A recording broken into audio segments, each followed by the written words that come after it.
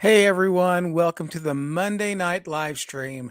I was just in the backstage area here and we were talking maybe that we had made a technical error. We're not real sure. And that is that it is Halloween for many people. For me, it's Reformation Sunday. I don't know if anybody can see my shirt, but I got the five solas of the Reformation rocking that. I don't know if anybody knew this. Well, you might have known this. If you follow this channel, you might have known this, but in 1517, that is when Martin Luther nailed the 95 Theses to the Wittenberg church door. And every good reformer celebrates the Reformation Sunday. And actually, another fun fact: Halloween means Hallows Eve, and it was I mean, I don't know. There's a few different legends as far as the story is concerned, but November 1st is All Saints Day, and so this is the eve before All Saints Day, so it's All Hallows Eve, which later became Halloween. So there's another tradition that filtered into it, the dressing up like ghouls and goblins and all that stuff, but we won't talk about that really that much here. But other than that, the only problem is that I may have made the technical error because I think that we might have some people missing who might otherwise be here. I hope not. I hope not. I hope I didn't infringe on anybody's celebration of whatever you celebrate. You do you. You know, whatever you want to do, you do you. I'm all for freedom here on this channel. So you do whatever you're going to do. But I'm glad to every single person who's made it. I am going to be talking about something I'm very passionate about, and that is growing up Gen X. And tonight we're going to continue our conversation with our guest, Stephen Kelly, which I'll bring him on in a minute, and our co-host, Thrash Pondo Ponds. And we're going to be talking about comedy. Yes, comedy that we loved growing up Gen X. And of course, we said a lot of stuff already as far as comedy is concerned. But tonight, as you know, what I like to do, I repeat myself every week, but you know what I like to do? I like to put out the podcast where we just kind of talk about it, and then I like to open the floor to have you guys talk about it or ask us questions or whatnot. So I'm going to go ahead and bring on my guests. First off, we have our resident co-host Thrash Pondo Ponds. How you doing, my friend? I'm holding steady, thank you. Holding steady. Wow, that's a good one. Maintaining a deep state of mental and spiritual readiness. Okay. All right.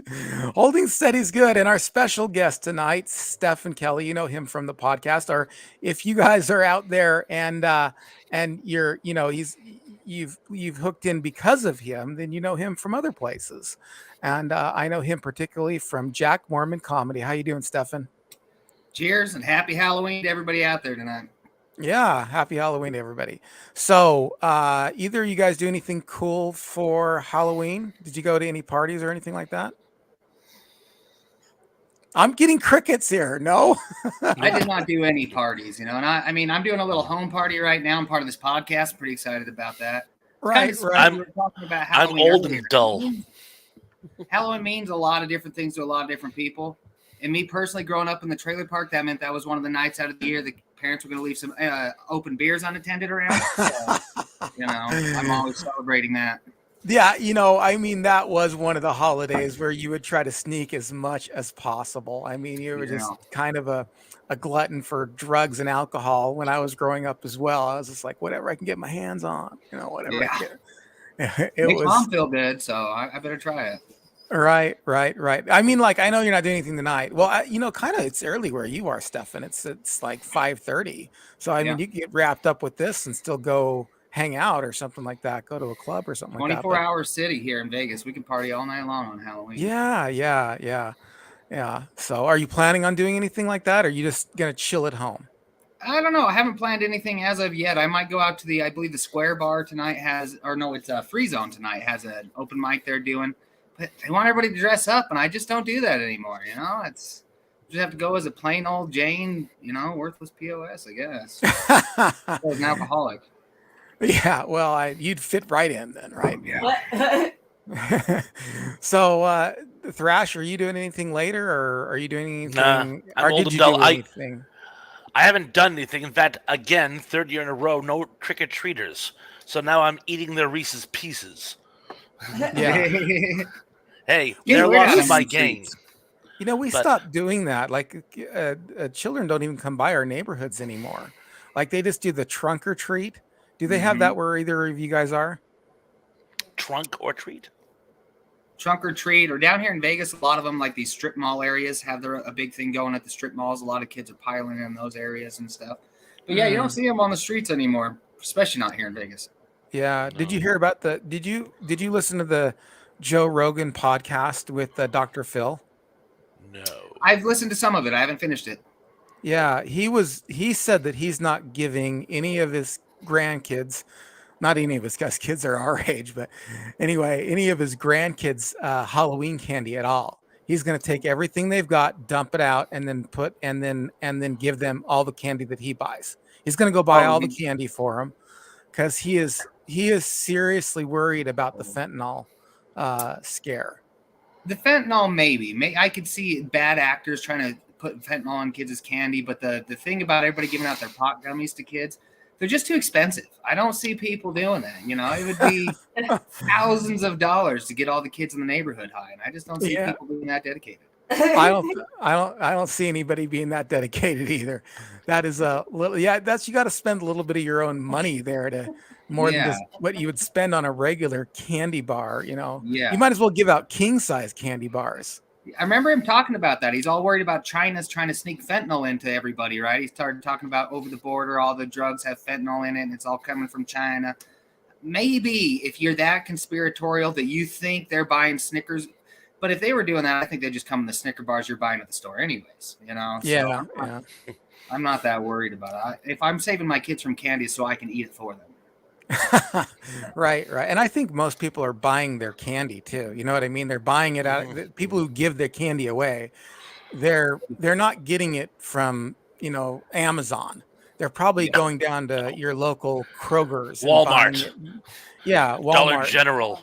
Yeah, and giving it out, so it's safe. He's worried about because they like, I don't know if you knew this or not, but they have everything fake. Like if you buy something over Amazon, from even Amazon, not even just on other social media, they have fake everything. Like they have fake soup. Like they will literally make their own soup and put Campbell's on it, and you're not getting the real thing. I actually think we did that once. We were really into Core Water, which is Chuck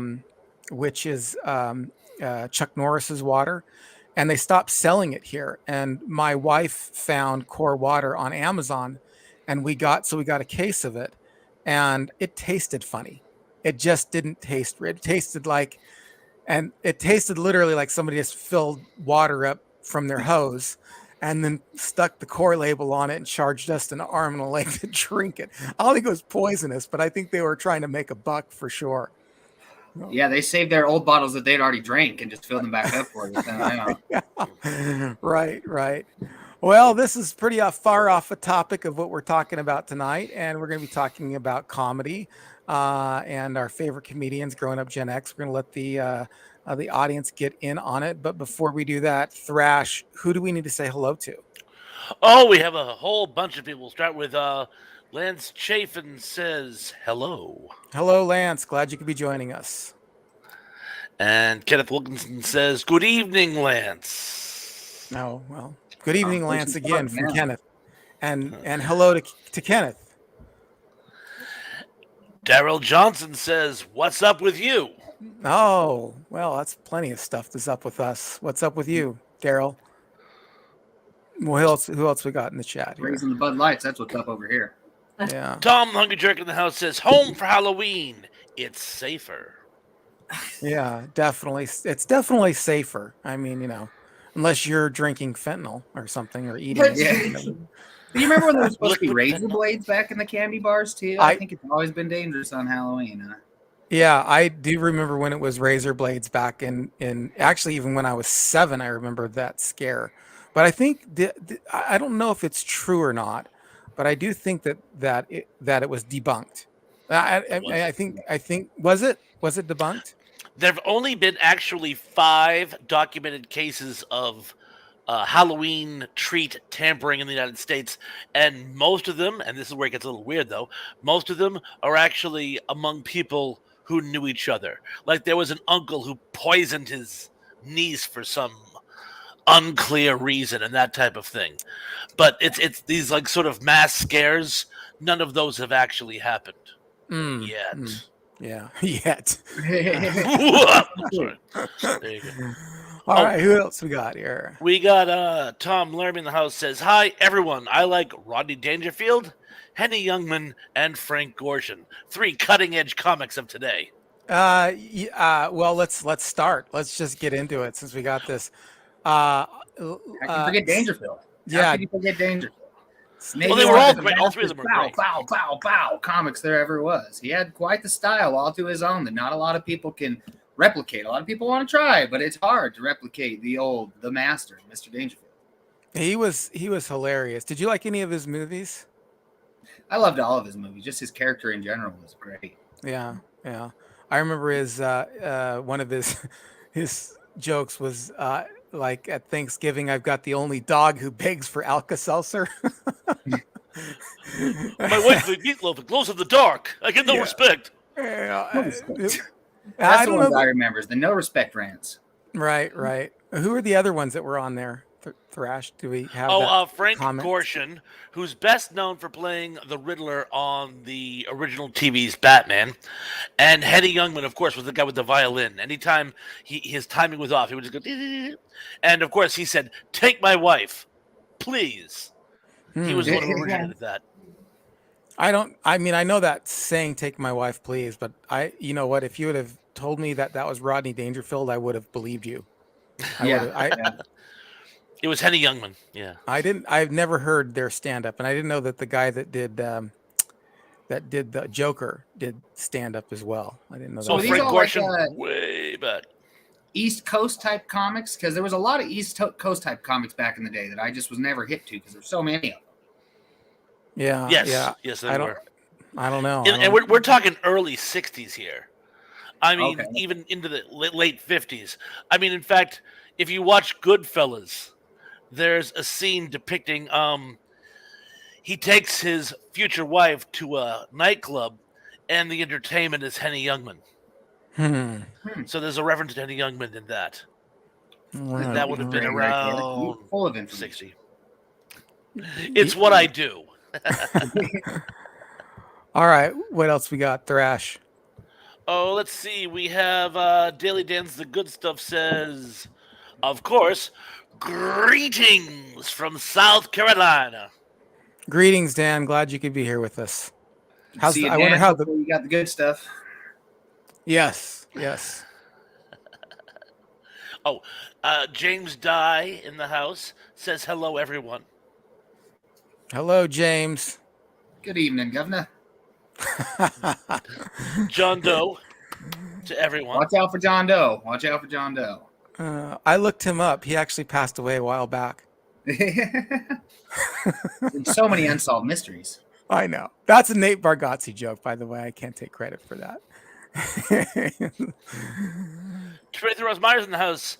Hi, Ian with a heart and Rob with a heart. Hey, Stefan, I'm assuming you're in there too. I think she actually says hi to you too. So this is one of our supporters here at the channel. How you doing? And Keith E in the house says, did the paranormal know you, or did you have to introduce yourself? I wonder what he's talking about. I was hoping you'd know. I was racking my brains. I think it's a reference to something. And sadly, I don't know them all. Do you know that reference, Stefan, or no? I don't. And the only paranormal I've ever seen is after doing some type of hallucinogenic drug. And I think they knew who I was. I felt like, they were waiting for me there. So, I feel. Yep. I feel like I have to agree with you on that one. That's Here's true. a really good one.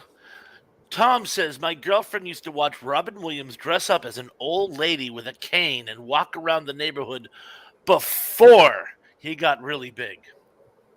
Wow, I never that heard makes of sense. that. I think I remember hearing that the whole Mrs. Doubtfire movie was a brainchild of his from way before he did get big. And then it finally got brought out and dusted off after he was big and doing all these different movies. And like, you know what? I used to do this whole, I know it's crazy, this old grandma thing, right? Dress up as a grandma and play that character. And I think that's something that might actually be a true statement there. I saw something. I was a big lover of Robin Williams. Yeah, I was just going to ask you, how did you like Robin Williams? How did he sit with you? You know, he definitely is his. I don't think there could ever be another Robin Williams because that guy back in his old days when he did his old sets, he would go so hard for so long. He was sweating like he was in the sauna on an Aerodyne bike at 180. You know, he would sweat. He'd have 10 water bottles there, but because his energy was just so over the top. But Yeah. And I'm sorry, I just want to say, no matter what they threw at him, he had something to throw back. You never oh yeah, tripped him up. There was never you could mention the Russian New Year, and he'd Mhm. go into like a Russian accent. As also, I mean, he was never thrown off kilter, and that's really difficult to do.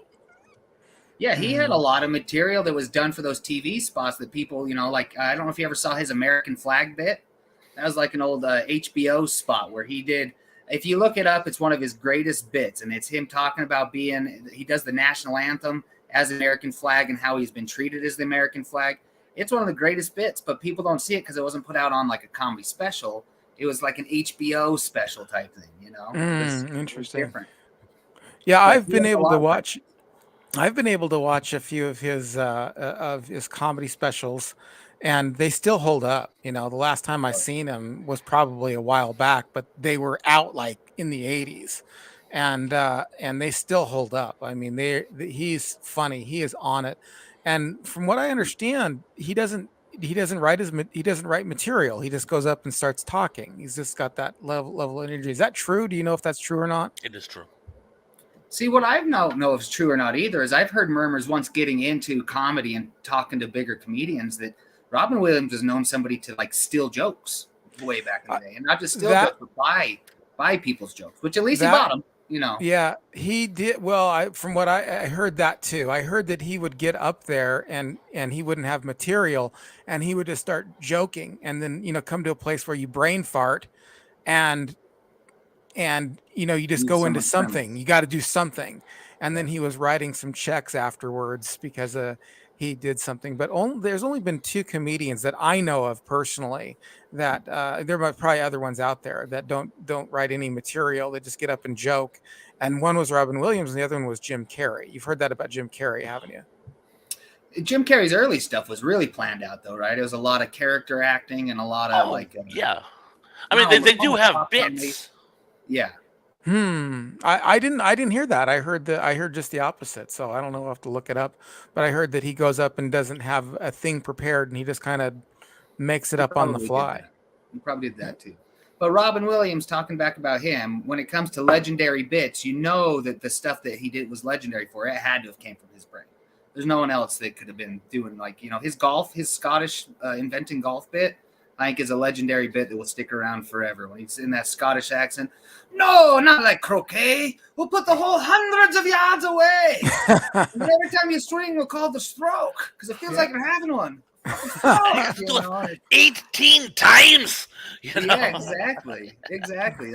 I don't think that bit will ever lose style ever. Yeah. I liked him on on Mork and Mindy because Mork and Mindy was on when I was a kid. It was one of the more formative. I was a real young kid, and of course, he was silly for for I don't know what I would think of it as an adult, but as a kid, I loved it. His silliness, and he still appealed to kids. I mean, he did Aladdin later and everything. I mean, it was great. It was great. He did I was Flubber. rewatching that bit he did for Happy Days, which was ostensibly the pilot for Mork and Mindy, and he had it still ends up to this day. They were talking to him about his plan, and he goes, "Oh, we have no emotional work," and they go, "You have no emotion? No, 40 million bleems ago we took a vote, and the entire population went meh." And it just for some reason I thought it was the funniest thing I had ever heard, and I'm like, so yeah, it still stands up to this day, even though the show itself is dated.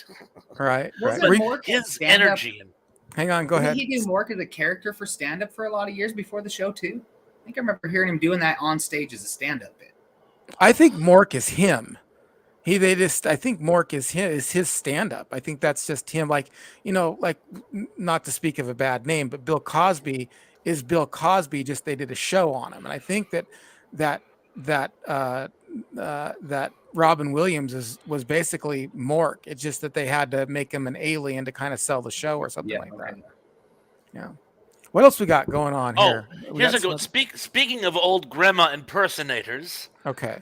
John Doe mentions another classic. Jonathan Winters is my go-to comedian. Great impressions and super funny. There's speaking of nostalgia. There are old. He did an old grandma bit, and that's where the old grandma voice comes in. It's way before your damn sonny. And it was just hysterical. And he did many, many other impressions as well. And they were always over the top. But he did a lot of them for old commercials back in the 70s. But yeah, he was He's great. somebody they don't talk about enough anymore, too, right? Jonathan Winters. He had such a career that nobody knows who he is, and I barely even know who he is. It's somebody I just discovered maybe a year or so ago who he was. And it's funny that his name came up because I don't know the name of it. I know the pilot and a few other episodes are here on YouTube. But in the 80s, because you know how for a while, and to this day, stand-up comedians were getting their own TV shows, and some went on for greatness, and some died after the first pilot. But, oh, you're a hip new comedian? We'll give you a sitcom. They made a sitcom they cast everyone in it were stand-up comedians. It starred Randy Quaid. He played a principal of this wacky high school or guidance counselor, whatever. But everyone in it, the exchange teacher was a Japanese stand-up comic. The lunch lady was this woman who did like lunch lady style humor. Everyone on the show was a stand-up comedian, and his live-in elderly father was played by Jonathan Winters. The show didn't last. I think, if anything, I think it had, the old expression, too many cooks. Yes. I That's think exactly what I was going to say. I think there was too much talent, and people Right. were just overshadowing each other, I'm afraid. But Right, you have to admit, right. it was a great concept. Well, the only thing I really know, I mean, I've seen Jonathan Winters doing other stuff, but really the only thing that I knew him for was ruining Mork and Mindy. Go a throwback to the Robin Williams thing, because as soon as he came on Mork and Mindy, that show just went downhill. That was just the nail in the coffin. That was their cousin Oliver thing happening over on Mork and Mindy. Anyway, all It right, must have enough of worked that. great on paper. I don't know why it failed. But I again, don't know. I don't know how writers think. I don't know if they're just throwing things out, because there are some things I'm like, who thought that this would actually do well? Did any of you think this was going to do well? I mean, oh, we're going to have a kid and we're going to make him Jonathan Winters of all people. So but yeah, it was their cousin Oliver moment. oh But gosh, it was horrible. It was real bad. It was real bad. It's cringy. But go it ahead. really was. What else we got going on? Oh, we have John Collins in the house. Hey, John, how you John. doing? And John says, first of all, hello everyone. Hello, John. In the thumbnail, I hope that you're not comparing David Spade with the Mount Rushmore comedian that is George Carlin. Sirs, there is no comparison. Is there really? No. Oh, well. No, I wasn't making a comparison. I was just thinking of comedians that we grew up on. And of course, everybody here loves George Carlin, but I particularly really love David Spade. He's one of my all-time favorite comedians. And yeah, but I mean, he doesn't have the span of George Carlin or anything like that. I really felt as though David Spade. Well, right now he's getting kind of the credit he deserves, because he's got his shows and stuff like that on Netflix. He had that Netflix show come out, but his comedy, his 3 specials that he's done. The last one, not as much of a favorite, but the 2 before that, My Fake Problems, and then the one that was an HBO special back in the 90s, I think. They're 2 of my all-time. I continually go back and listen to those. I love his stuff. It's hard for me not to kind of ape his behavior because I like him a whole lot. So, we were talking a second ago about how back in like the 70s and 80s, a lot of the comics, their goal was to get their own little show, right? Their own show based on them, like Mork and Mindy and stuff like that. That was a thing. And I think that's a big difference between where David Spade and George Carlin kind of intersect, right? Is David Spade stuck more to the movies and the SNL skits and the improv type comedy. And George Carlin was that comedian that just never could get himself into acting and doing that kind of thing. And it's kind of different when you look at it. As a comedian myself, I come across people that do filmmaking and they love comedians on the set because we think of stuff right there that adds to the movie, little quippets right there They like using comedians to just do that kind of improv on the set all the time. So they're always searching for comedians. So as a comedian, I've juggled with that myself. Like, do I want to spend a bunch of time putting together your headshots and all your stuff to go do all these auditions, or do you want to focus just on your craft of comedy? And it's interesting the difference when you see some comedians that just stuck right to stand up and the ones that were always wanting to be on the TV. They Yeah. felt a little different. Yeah, and the problem with the people who because there was a huge influx, especially in 80s, 90s, that people who wanted to they're just doing comedy to get a television show, some of them, Yeah. and their bits never changed. That was one of the problems. They would just they would get a good set, like a 15, 20-minute set that they could do, but that's the only they never had any new material. They do that same set for years and years, just hoping that that one would kill, and somebody at NBC, ABC, or CBS or Fox would find them and go, "Oh, we're going to make a comedy based on, or we're going to make a a sitcom based on your show," and that's where that can go terribly wrong, is when you get stagnant in your comedy.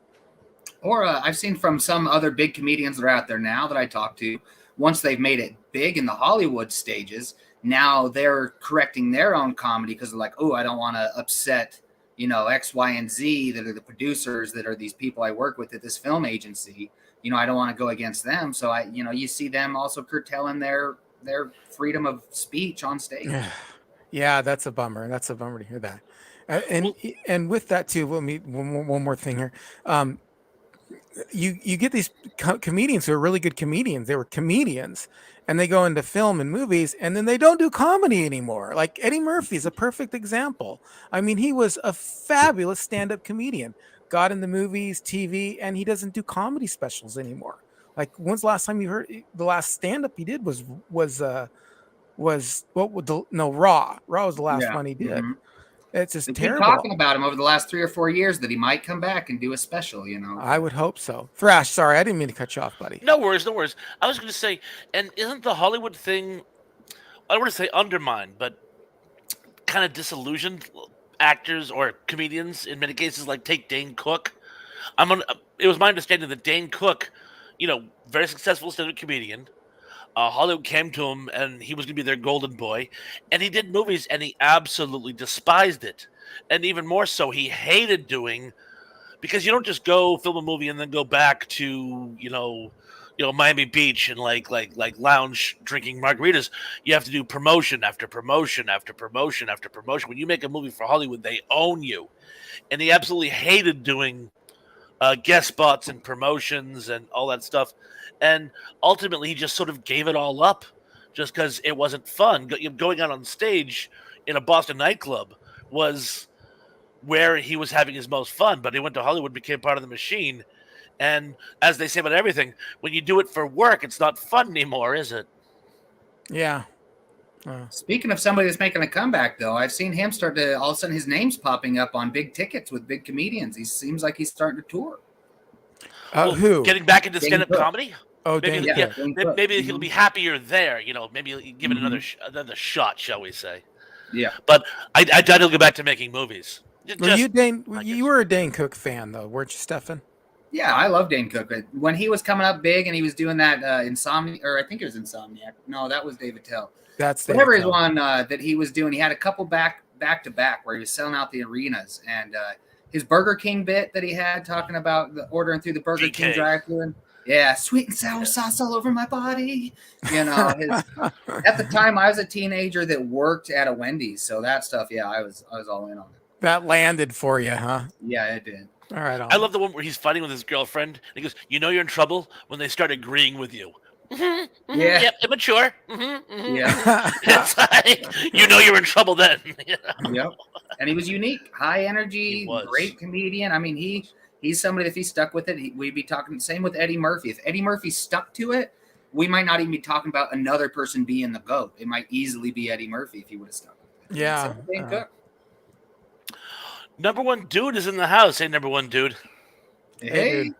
Says, Ian C., what about the Dice Man? hey. Loved Dice when I was a kid. I mean, I had the two tapes that came together where, like, the last half of the second tape was just it was there wasn't even any jokes on it. He just was doing this. He's like, I'm gonna call you back in an hour, back, call you back in an hour, back. He just does that for like a half an hour. And it's silly. It's silly. And I think I was like maybe 15 when that came out. And of course, I loved it. And I actually remember him in a movie. And it was a movie that had the unknown comic. Remember the unknown comic? Yes, Do you yes, do you from the Gong Show. yes. Do you know the unknown comic, Stefan? I don't. You got to look him up. He had a bag over his head. He was kind of a one-liner kind of a guy. But there was a movie about him called Night Shift, I believe, is what it was called. And I used to watch that show over and over again. But it was kind of silly. A little bit of like the same kind of humor you'd see on Airplane, kind of a thing. You know, these kind of double entendres, one-liners kind of thing. Like but the guy worked for the police, and he said that they're talking about how their boss is going to drive all the hookers out of town, and then the next thing you know, he's in a car with a bunch of there he goes driving all the hookers out of town. And but Andrew Dice Clay is in that movie, and he has like one line. I think he jumps out and he says something like, he's like, I'm a comedian too. He goes, why'd the monkey fall out of the tree? Because he was dead. And it's just, that was like the one line he had in that movie. But no, I was a fan. I mean, I was a fan of his back in the day. I mean, he still does stuff today, as far as I know. He still tours around. Yeah, yeah. I remember him from his old Dirty Nursery rhymes. My grandpa used to repeat those to us all the time. So that's what I know Andrew for. Yeah. That was what put him on the map. That was in like the late '80s. That was the first thing I heard by him, actually, and that was like his breakthrough bit. He got banned from MTV. He got banned from MTV for cussing on stage. I guess you heard about this, right? Did I talk about this in the last one? I don't think I know about it. You're talking about it. Yeah, well, he was going to do the MTV. He was going to be on the MTV Music Awards, and they kept cutting him. They kept like, "Oh, you have 10 minutes. Oh no, you have 9 minutes. No, now you have 3." And so he gets out there and he just starts going off with the F bombs and stuff. And then he got banned from MTV for life. And there's a little skit with, and it was years later with him and David Spade, where he's trying to get back into MTV, and David Spade's like, I'm sorry, we can't have you back here. It's like, hey, I'm Andrew Dice Clay. It's like, let me check. No, can't do it. Sorry, you'll have to leave. So there's actually a skit. You can watch it on YouTube. But yeah, he tells, because I watched that live. I watched the MTV Music Awards live that Andrew Dice Clay was on, and he just goes off, and you're wondering what happened. You're like, he doesn't. It's not. It was funny, but like, why is he going off like this? And it was live, so they didn't really have time to censor him out, and there were F bombs coming across the TV before they had time to cut it out. Yeah. And then later he talked on an interview show just saying that he got so mad because they just kept cutting him. They're like, oh, this person went a little long. Can you only do down to 3 minutes? So he just got so mad that he went out and just started blasting. So anyway, it's weird. Even today at the comedy clubs, right? There's so many people higher up that want to be like, oh, you say too many swear words in your set. Oh, clean it. I know it's a late night show place, whatever, but clean up your set. But how many big comedians do we love so much because they didn't clean up their set? Even Carlin, talking about Carlin already. That's kind of one thing that's so huge. Was the 7 words you can't say on television, right? Prior to this Dice Clay thing and stuff. Now, maybe you don't want to put him on the music video awards. Okay, I get that. But it's weird when even today that comics want to be censored for just being able to speak freely. It's well, I think too, though. I mean, you can kind of trip over cuss words. It's one of those things. Like if it's enhancing the joke, then great.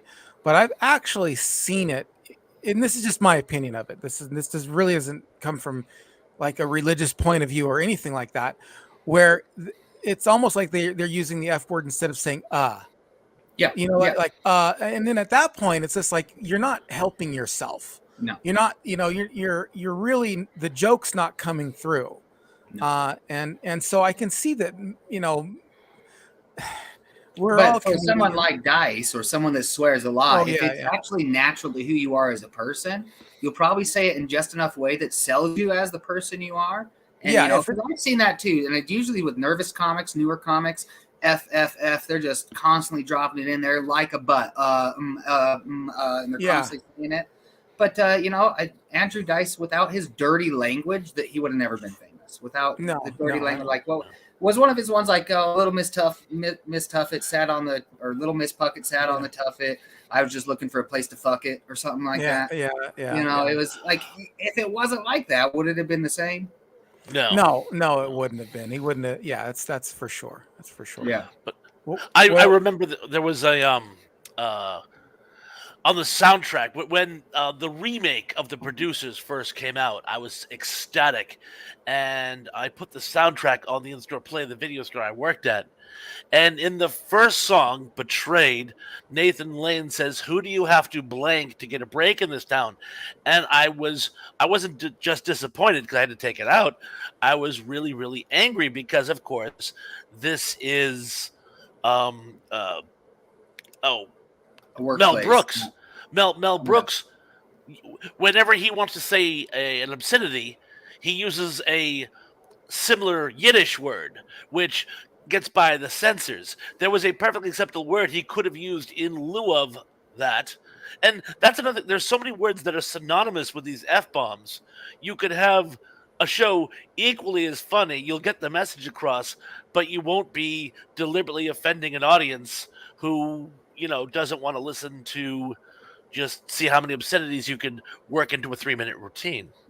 Yeah. yeah, but again, and I have to defend and like, look, I do mostly clean comedy, but I want to defend anybody who wants to do anything. In the marketplace will sort it out. You're either funny or you're not, cussing or not. You're either funny or you're not. You know Yeah, what I that's where it's mean? at. And it's true. Sometimes a comedian will shoot themselves in the foot, and they know it. And if they want to accept that, then that's their choice. They just accept that they won't be on national TV or something like that. But some comics are like, well, it's worth it to me for self-expression. But let's I know we got a lot of comments here, and it is, we need to interact with people. Nick Mamuna says, "Hi everyone." Hi Nick. Zooplex in the house says George Carlin is lame by today's standards. Oh, Ooh, Oh, I can't throwing down agree. the oh, gauntlet. oh. I still listen to Carlin. I can't I agree. did. I know he was such a, what the thing I like about George Carlin is he was such a master of the double entendre. You know what I mean? Just like, and wordplay and stuff, and being clever and being able to articulate the story. He had that almost that old theater presence about him, as well as telling these funny stories. We could go on about George Carlin for a long time. See, and I just the one thing I'd want to add in on that is, depending on the type of comedy that you are looking for and what you're wanting. If your comedy is just laugh after laugh after laugh after laugh after laugh, I could see you thinking George Carlin's pretty lame, because if some of the comedians nowadays will judge themselves by laughs per minute, I need 4 or 5 laughs per minute. George Carlin wasn't always the best at that, but some people loved him because if you didn't hear a laugh for 5 minutes, you enjoyed what you're hearing anyways. So. Yeah. Yeah. Oh, life and set ending in the house. Boo. Whoa. Says Hey, boo. Steve. Glad you could be joining us. Thank you very much. Boo. He had That a great little surprised me. vignette on his channel today. I was like, whoa, boo. Holy smokes. Steve, you got to stop scaring people. And the big news is Hey. Dave Sundstrom in the house says Dave Happy Sundstrom. Halloween. Happy Halloween, Dave. everybody. Happy Reformation Sunday. And Emily Miller in the house says, "Hey y'all, sorry Hey, I'm Blue late. Had to Eyes. finish The Ring."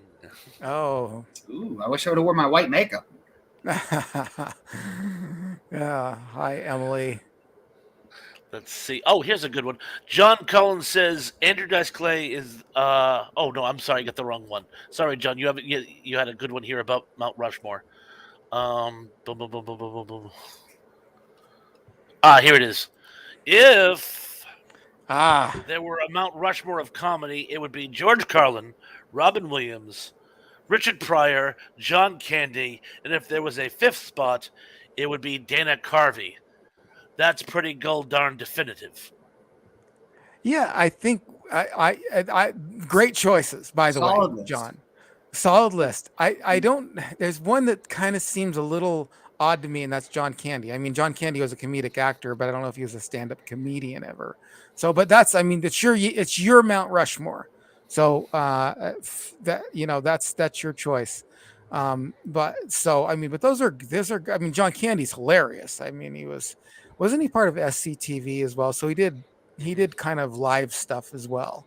So I do understand that a little bit. I only knew him as the actor, but honestly, now after that comment, I want to look it up and see if there is some old John Candy. I remember the first time I heard Bob Saget for the first time, and I was so blown away because I've seen him on Full House my whole life, and now he's up here. Woof. So I gotta look up John You're like Candy. not quite prepared for. I was going to say, if I were to make one exception with that list, and again, it's a phenomenal list.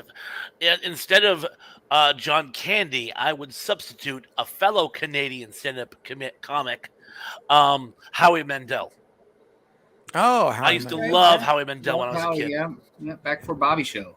Yeah, Exactly. that was good stuff. Yeah. I used to love it.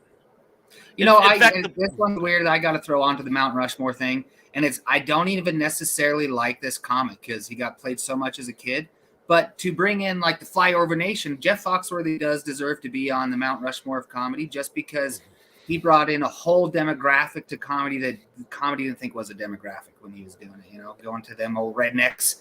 That he started the whole thing. He really did. So I think he deserves a little credit for that. I think, and I heard this. I know that I heard this.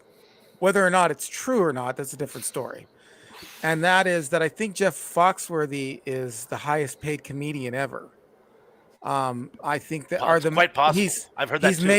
he's made the most money as a comedian ever. I don't know if he's like the highest paid, like there might have been a gig out there that paid more than he got, from somebody else. But I think because of his books, because he had those books out way back in the late 90s and early 2000s, the redneck books and stuff like that. I actually think I heard that overall his net worth from his comedy is the highest net worth of any comedian from his comedy. So I don't know if that's true or not. So it make a lot of sense to me because back in the day, coming from Utah, up in Salt Lake City, you wouldn't see a whole lot of big comedians coming around. And then like in the 90s, Jeff Foxworthy would stop through, especially around blue collar comedy, and fill up the entire basketball arena when no other comedians could do it. So he just had a different lane he could lean into. Right on. That makes sense. I believe it. Dave Sundstrom just did that thing where I got so many comments it jumped.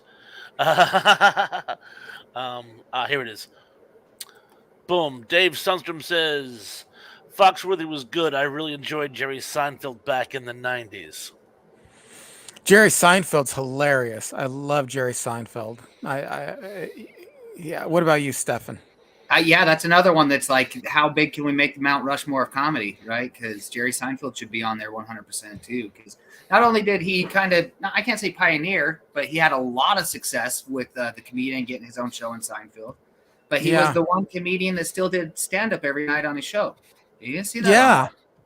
Yeah. Great point. And the show was actually based on stand-up. It was based, I think the original plot of the show was, where do stand-up comedians get their material? And basically he was playing he plays on the show, he plays Jerry Seinfeld. He plays a stand-up comedian.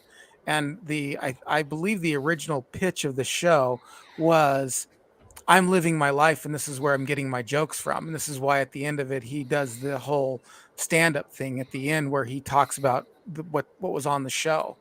So I mean, that was a whole show based. It wasn't just like, the Cosby Show where he's a comedian who got a show based on his comedy, but it was an actual show about how a comedian gets his material. And talking Super Show, weren't all of the main actors comedians themselves? Weren't they all stand-up comedians? Well, funny you mentioned that because I recently found out, and I only found this out recently, seriously. Elaine's character was called Elaine because originally it was supposed to be Elaine Boozler, which was his ex-girlfriend at the time. Oh wow, Uh, really? Okay. yes. So I think you may have hit the nail on the head. Now Larry David, I don't think he was ever a stand-up comedian, but he was a comic writer. Mm, So Okay. that would still fall into that sort of umbrella of the world of stand-up comedy. yeah. Yeah. So Interesting. yes is the short answer, right? Yeah, yeah. I almost didn't want to say that because I wasn't sure, but I felt for some reason felt like they all were.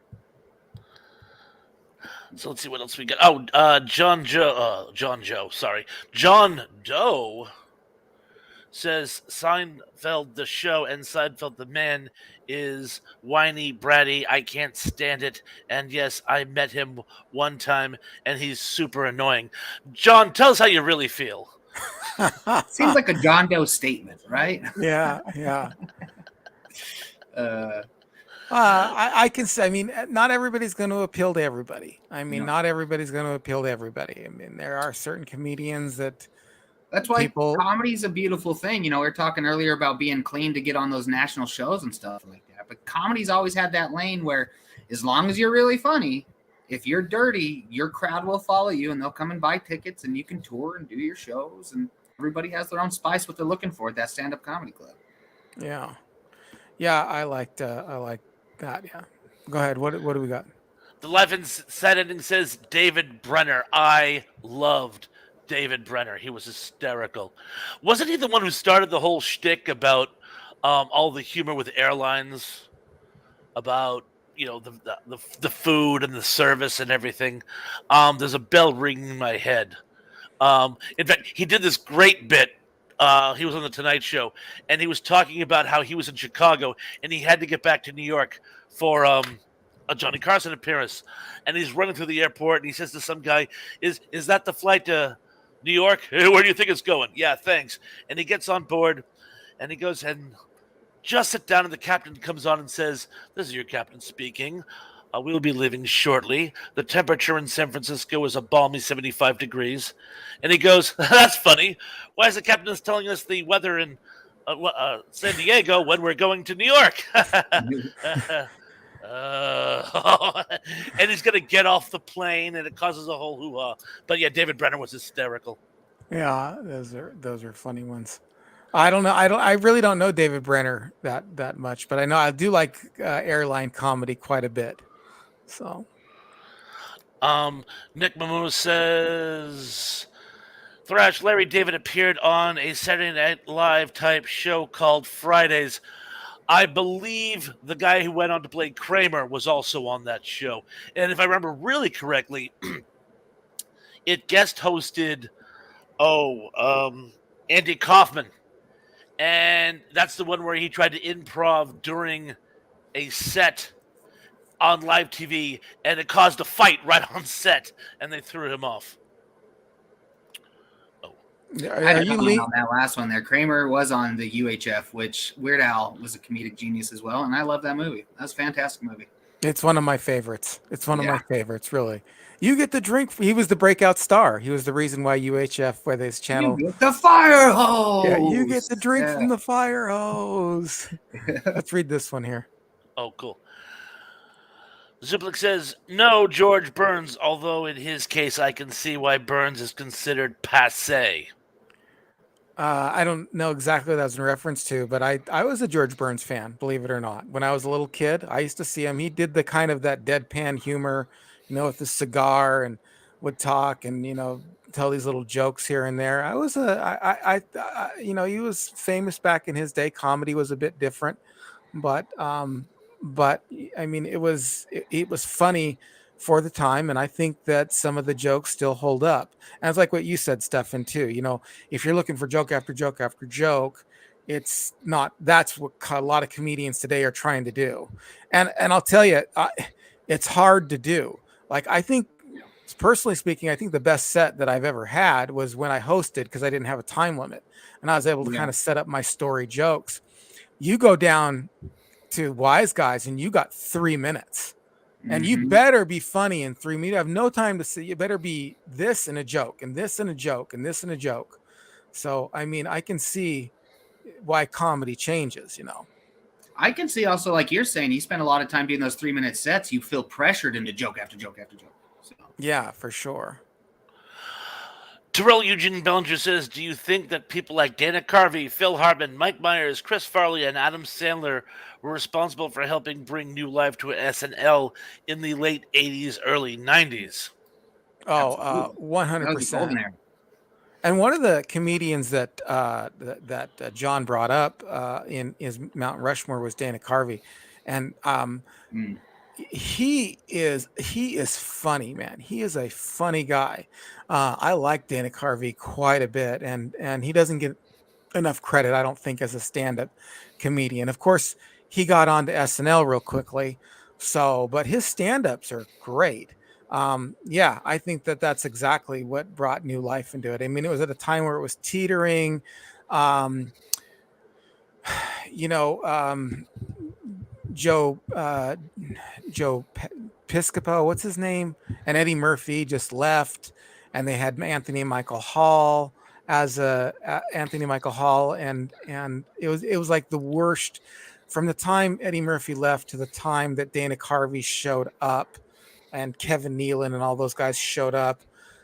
That was one of the worst times on SNL. That was really really kind of a bad. It was almost not even worth watching, and they definitely breathed new life into it.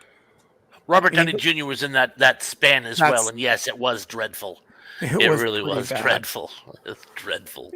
You have anything to say about this stuff? And you want to chime in on any of those Yeah, on comedians? that, I think that was like the golden era of SNL for sure. The Adam Sandler, Chris Farley, all those guys, David Spade there, Dana Carvey, Michael Myers. And it really not only just shaped, I feel like that's shaped comedy movies for the next 10, 15, 20 years. Yes, All the big yes, actors from SNL made all the greatest movies that we love. yeah, for sure. Yes, yeah, it did, it did. And oh, go ahead, go. Let's Oh, read. Let's oh, let's interact. I'm yeah. done bloviating.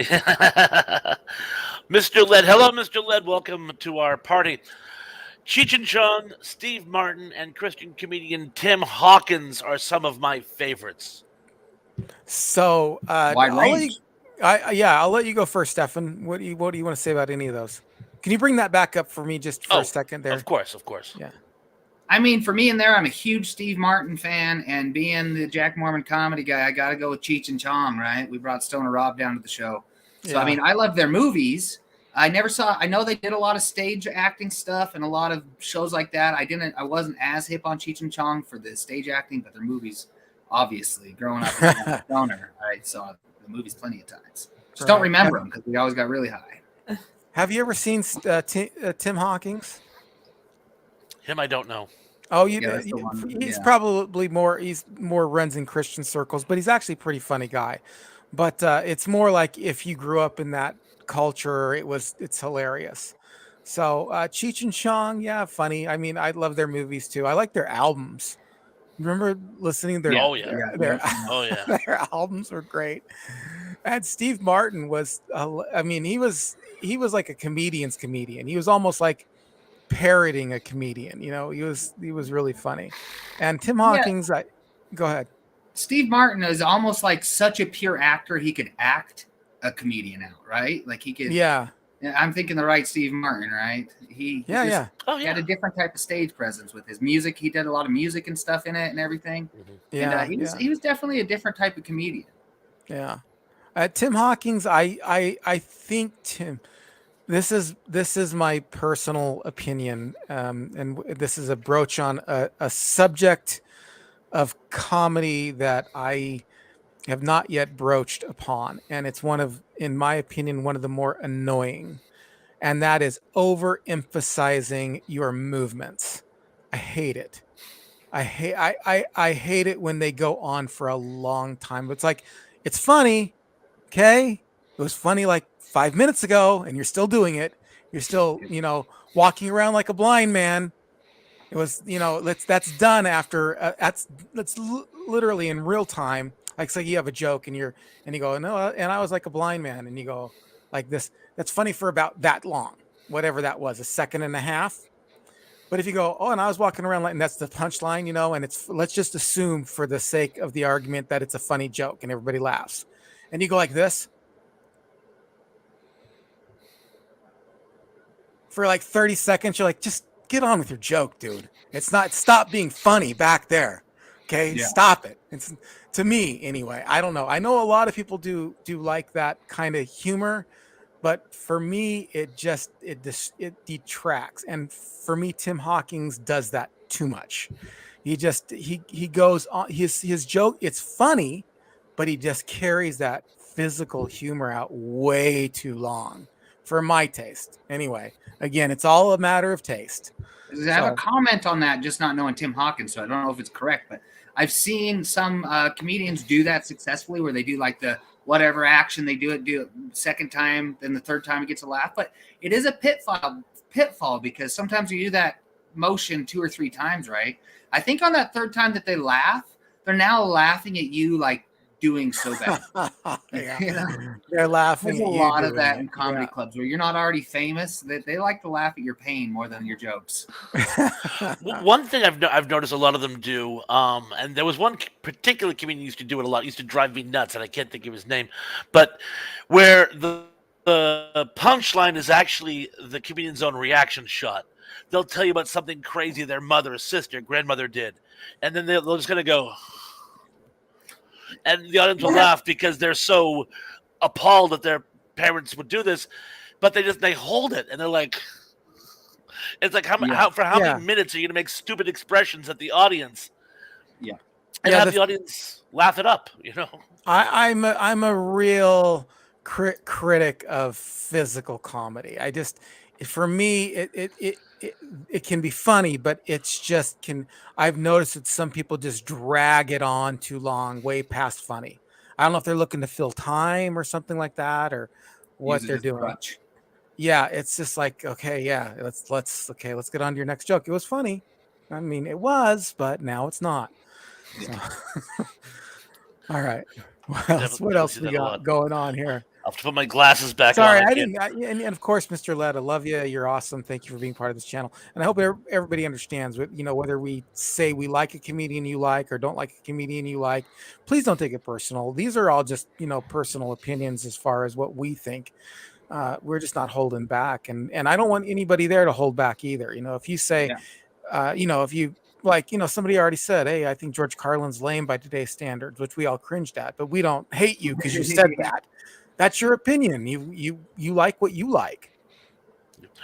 Actually, looking at the time, I'm wicked sorry. I'm gonna have to bail at Oh, this you're gonna stage of the take ball off? game. All right. I gotta take Okay. off. But folks, it was great seeing you all, and I'll see you at the after party. I'll Peace try it. out. Thank Happy you. Halloween, everybody. Hey, Stefan, it was great Well, working with you. Thanks again. you're Good sticking seeing with you me, again. Stefan, for a little while here, at least. I Okay. hope. Yeah, because we're not done. We'll go through some of these other ones here. By the way, I have dyslexia, so I'm an absolutely terrible reader. Let's go here.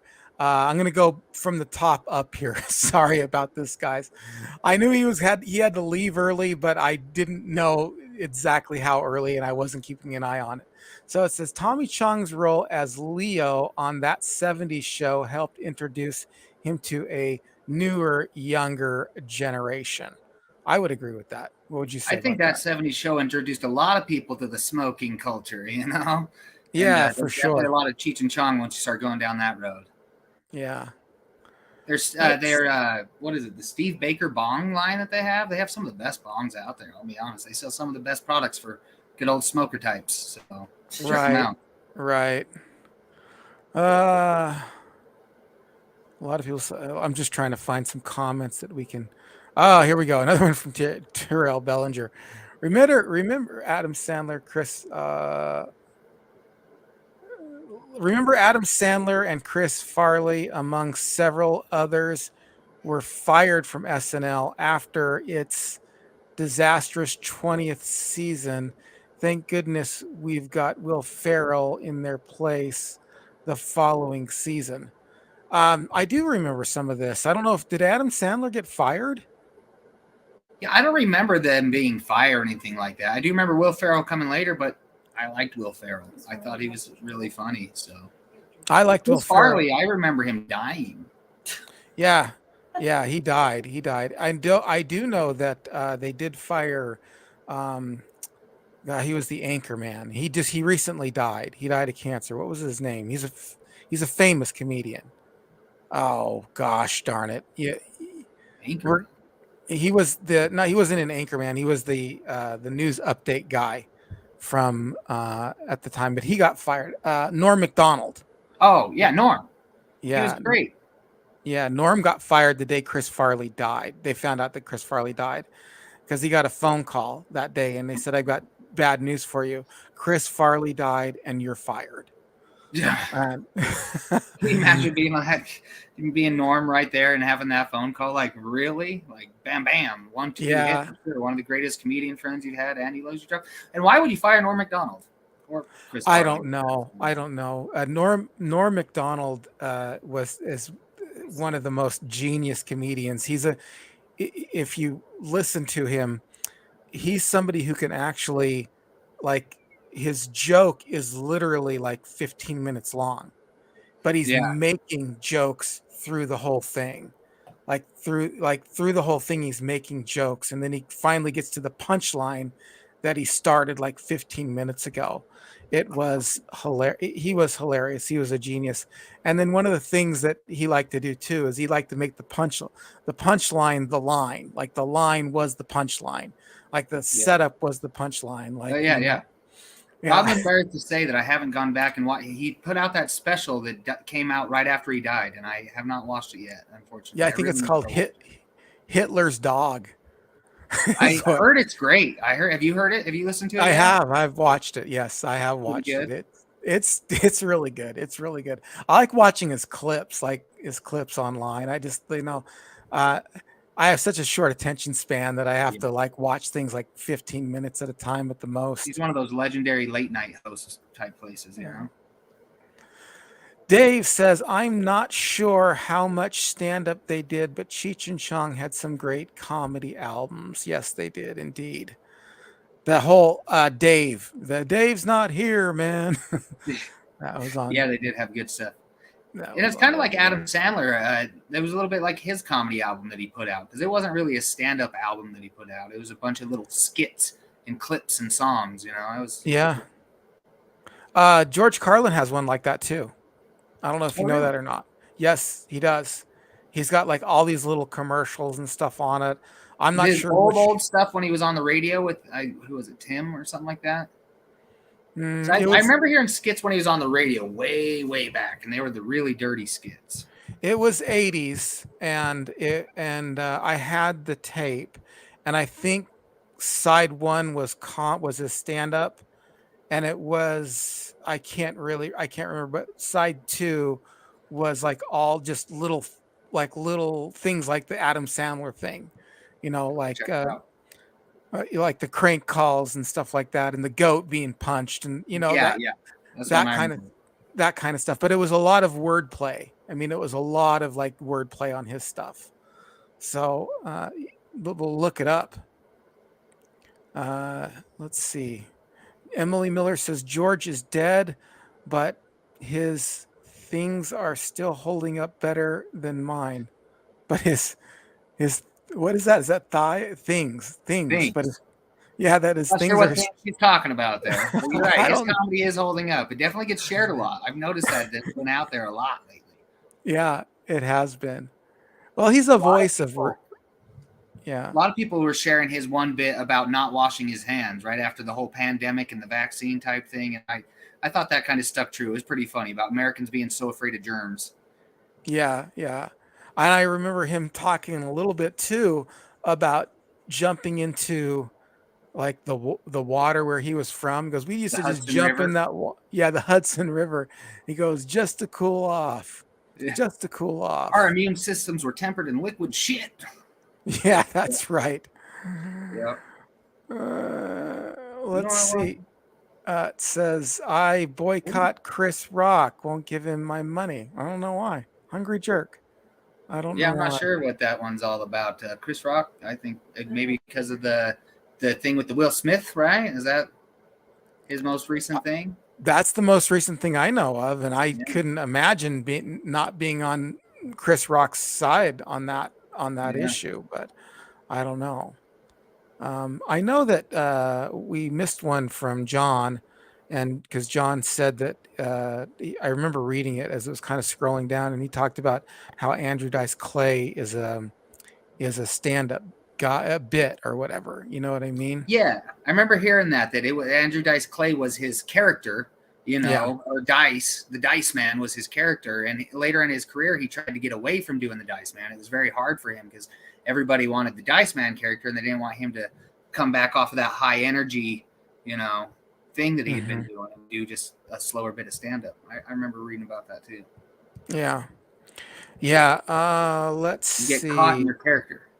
Yeah. Yeah. Well, the same thing happened to Larry the Cable Guy as well. I Mm-hmm. mean, that's just a character. That's a bummer. Hey guys, enjoying the conversation. Just a few thoughts. Carlin is a legend, but he wasn't funny starting out with his hippy dippy weatherman bit. He became more maybe credible over time. So, more cerebral. Yeah, again, dyslexia. Sorry, I can't read. That's why I got Thrash with me. Yeah, he did become more cerebral over time. I think he had a unique phase before that where he was the clean cut guy. Do you remember that clean cut guy, George Carlin, the black and white George Carlin? Yeah, and see, and that's actually I was just trying to look it up. He actually originally started on a radio station, right? And him and his buddy on the radio station, they were very, very, very dirty, like talking about giving kids heroin and stuff. And then he went through a stage where he went clean cut and he started doing all of the like he would do on variety shows where he wasn't even doing comedy. He was just singing and acting and dancing and doing all that stuff here in Vegas. And he went through that for a while as the clean guy. And that was the time when he was the hippy dippy weatherman, and he Yeah. wanted to be on TV and he wanted that money and he wanted to be famous. And I think during that time is when he wasn't cerebral because he was trying to fit his square peg in the round hole and he couldn't fit it. And then when he finally was like, all right, I can't keep doing these variety shows. I can't keep putting out bad comedy because my brain's thinking this, but I'm trying to write this clean stuff. And that's when he started doing the 7 Deadly Words and the Place for My Stuff and everything. And that's when he released his own shackles, Mm. stopped trying so hard to be a movie star and a TV star. And I think that is when he became more cerebral. So And he I would agree with became what you said. one of the greatest comedy legends of all time. Yeah. I mean, like him or hate him. John, I want to read it. I'm sorry that Thrash missed it, and I'm sorry that I've missed it.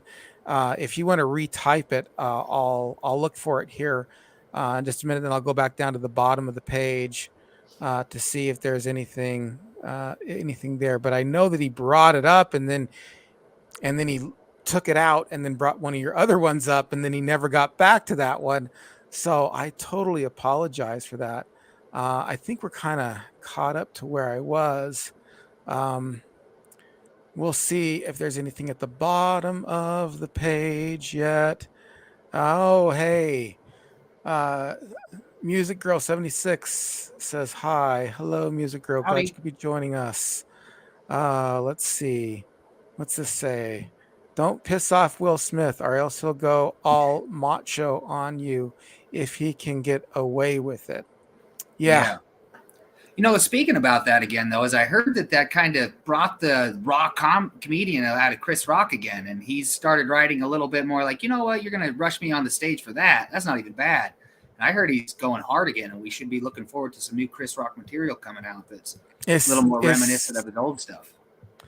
is he gonna go after is he gonna go after Will I think he Smith at might go all? after cancel culture a little bit, the whole cancel culture and the Hollywood culture a little bit.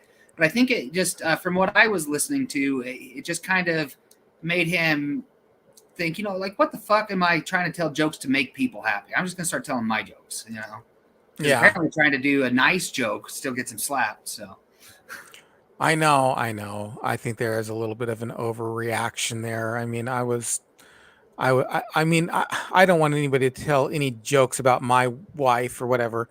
Well, I mean, I play out plenty of them now. You've seen my yeah, routine, but you know what I mean, like insult her on stage. But I mean, if you're in that line of work, it's just like you got to expect that that's going to happen. I think that, and I think it was just also a bad time for Will Smith. I mean, he just got told by his wife that he's not enough for her. And I Yeah. mean, it was just kind of a crap storm for him. Of course, he did win the Emmy or whatever, the Oscar or whatever it was. But yeah, I think he was kind of on the edge anyway, and it was just a bad situation. But there wasn't really any excuse for it. Let's see here. I don't know. Yes. Yeah. Oh, I think that was in response to something going on in the channel. Let's see. Another one on George Carlin. I like George Carlin when he talked about children's stories and drugs routine. That was a good one. That was one of my favorite ones. That was actually probably one of the first ones I ever listened to. It was George Carlin doing um, the dopey sleepy. They were all different drugs. Oh yeah, I'm giving them all the drugs. Definitely talking about the mothers. They're always hyped up on their Adderall type pills and everything. That was a little bit older, right? Yeah. The one he was talking about was he was doing the Snow White, and like the seven dwarfs, but he said the seven dwarfs were all like on drugs, and he would go through each drug each one of them on, like Oh yeah. Sneezy was obviously on coke, and Dopey was Mhm. obviously on, and it was pretty funny. That was a pretty funny one. All right, Dave, see you later. Thanks for stopping in. Really appreciate it, Thanks for everybody. being here with us, Dave. Oh, well, I think we're kind of at the end of everything. Man, John, I'm real sorry. Uh, yeah, I know. ENC definitely needs a live stream reader. You are not joking about that. I mean, Support his Patreon. he is Thrash Pondo has been a godsend for me to just sit here and be able to talk and have our guest talk, and then have him be able to read the comments and then chime in as he does and still keep his eye on the comments is a talent that I certainly do not have. So with that, we're going to go ahead and close it up a little bit here. Stefan, if people want to reach you, I don't know, I mean, you never know. There might be somebody out there who might want to reach you, see your comedy. How can they do that? How can they get a hold of you? Best place to find me is on Instagram at real Stefan Kelly. You got to spell like it says on the screen over here, Steffan. If it's Stefan so nice, I'll F you twice. Or at Jack Mormon Comedy on Instagram or Facebook. They're on both Instagram and Facebook. So yeah, all right. All right, everyone. Hey, I just wanted to say thank you so much for joining us here on Retro Serial. And thank you, Stefan, for being a part of this. And as I said, you're welcome back anytime. If you even just want to sit in the room and chat with us about certain subjects, you're more than welcome. You let me know. And please don't forget to like, comment, subscribe, share this on your favorite social media. I'm up to 611. So, I mean, 611. We're trying to make it to that 1,000. And last I looked, I was at like 2,500 and something hours. So I got to get to that 4,000 hour mark as well. So I'm not quite at 3,000 hours. So I've created playlists. Maybe you've got an extra computer in your house and you're not doing anything with it. You don't have to sit in front of it and watch it. Just hit that playlist and let them play on through. That would do me a favor. It would mean a great deal for us. You're always welcome to support us on Patreon, of course, at Retro Serial. And if you want to give any of your hard-earned cash to help me grow this YouTube mogul empire, you're welcome to do that as well. It's at Venmo, and it is at Singularity_Productions. And we will talk to you all again real soon. Thank you, everybody. Stay safe out there. thanks, guys. Have a great night. Happy Halloween.